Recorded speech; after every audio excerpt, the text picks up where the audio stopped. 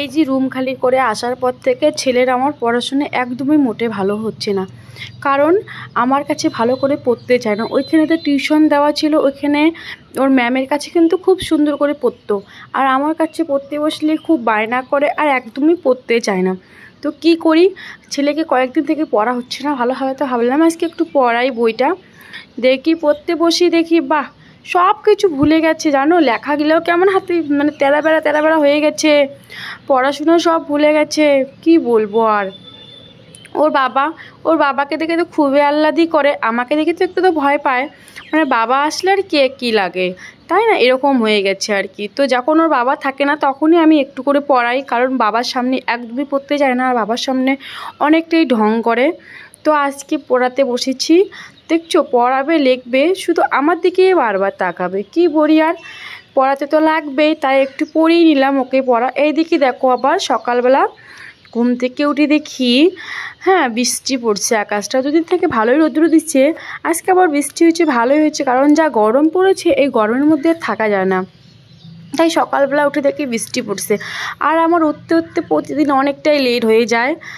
দেখছো বন্ধুরা, ফুল গাছে কি সুন্দর ফুল ধরেছে, তাই না, অনেক সুন্দর ফুল ফুটেছে গাছটাতে, অসাধারণ হয়েছে ফুলগুলা। আর কি সকালবেলা উঠে লেগে পড়লাম ডিউটিতে, কি করব আর, ডিউটি তো পালন করতেই হবে, সংসার যেহেতু, তো ডিউটি পালন করতেই হবে। এদিকে উঠে দেখো সকালবেলা ছেলেকে একটু পড়িয়ে নিয়ে ঝড় দেওয়া শুরু করে দিয়েছি আর কি, ঘর ঝাড়ু দিচ্ছি, ওইদিকে ও বদমাশি করছে, কি করব, কিছু করার নেই, ওকে ব্রাশ করতে পাঠিয়ে দিলাম বাথরুমে।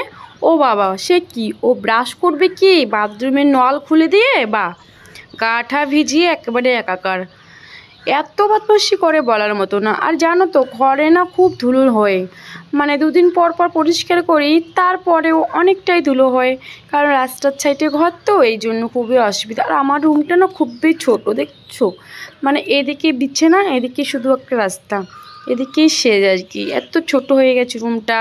আর আমার জানো তো ঘরের মধ্যে কোথাও কোনায় কাছায় নোংরা থাকলে একদমই ভালো লাগে না, তার জন্য আমি জিনিসগুলো কী করি, সরিয়ে ঝাড়ু দেই, নাহলে আবার ওই ধুলাগুলা পরে ফ্যান চালু করলে নোংরাগুলো এদিক ওদিক ছোটাছুটি করে, সেটা একদমই ভালো লাগে না, পায়ের মধ্যে খিচখিচ, আর আমার খিচখিচ একদমই ভালো লাগে না।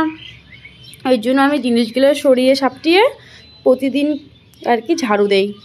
আর আমার ছেলে ওদিকে ব্রাশ করতে বলছি, ও যে শুরু করেছে, দাঁড়া আসতেছি আমি, ওইদিকে আবার মোটর চালু করতে দিতে হবে নিচে আর কি, কারণ আমার প্রতিদিন দুবার করে নিচে যেতে হয় মোটর চালু করার জন্য, কারণ মোটরের জল দিয়ে কাজ করা, সব কাজকর্ম করা। আর আমার ছেলে দুদিন থেকে ভারী বদমাশি শুরু করে দিয়েছে। তারপরে কি করলাম, আর সব কাজকর্ম ছেড়ে নিয়ে, বাসি কাজকর্ম ছেড়ে নিয়েছি আগে, তোমাদের আজকে অত কিছু দেখাইলাম না, ডাইরেক্ট ছান করে আসলাম ঘরে। আর আজকে অনেক জামা কাপড় ধুয়েছি, কালকে জামা কাপড় ধোয়া হয়নি, ভাবছি আজকে ধুয়ে দেবো সব একসাথে। বাহ, আজকে তো আবার আকাশটাই খারাপ হয়ে গেছে পুরো। তো কি করলাম, জামা কাপড় সব ধুয়ে রেখে দিয়েছি। আমি ভাবলাম যে আগে একটু ফ্রেশ হয়ে নেই, কারণ স্নান করার পর গায়ে তেল না দিলে একদমই ভালো লাগে না, তাই স্নান করে তেল দিয়ে সিঁদুর দিয়ে রেডি হয়ে চলে আসলাম ছাদে।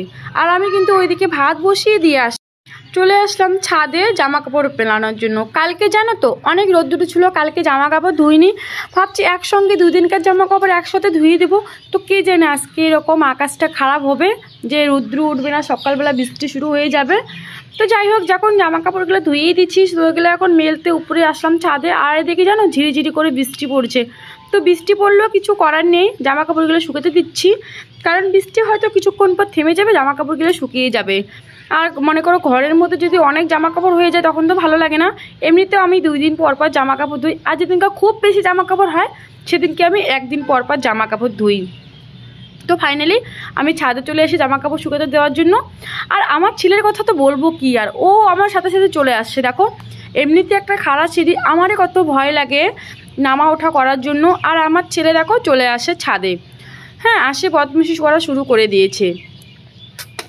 তো তোমরা কে তোমরা সবাই কেমন আছো? আশা করি সবাই অনেক অনেক ভালো আসছো। আর যে যেখান থেকে আমার এই ভিডিওটা দেখছো সবাইকে অসংখ্য অসংখ্য ধন্যবাদ। তোমরা সবাই ভালো থেকো, সুস্থ থেকো। আর জানো আমি ওইদিকে ভাত বসিয়ে দিয়েছি, কারণ আজকে যে কী রান্না হবে আমি নিজেও জানি না। ঘরে একটা সবজিও নেই, শুধু ওই আলু আছে 4-5টা। আমি ভাত বসিয়ে দিয়ে আসি। আমার যদি বর তাড়াতাড়ি চলে আসে তো তরকারি রান্না হবে, আর যদি না আসে তাহলে আজকে ওই আলু সিদ্ধ দিয়েই খাওয়া হবে। তো চলে যাচ্ছি এখন নিচে। তো দেখো আমার সব জামা কাপড় শুকাতে দেওয়া হয়ে গেছে। বৃষ্টি পড়ছে, দেখতে পাচ্ছ বৃষ্টি পড়ছে ঝিরিঝিরি করে। তো এখন যাবে নিচে, কারণ নিচে ভাত বসিয়ে দিয়ে এই সিঁড়িটা নিয়ে ক্যামেরা নিয়ে হাতে নামা যাবে না, এর জন্য তোমাদের চলটা দেখালাম না। আর দেখো ভাত কিন্তু ভাত কিন্তু হয়ে আসছে।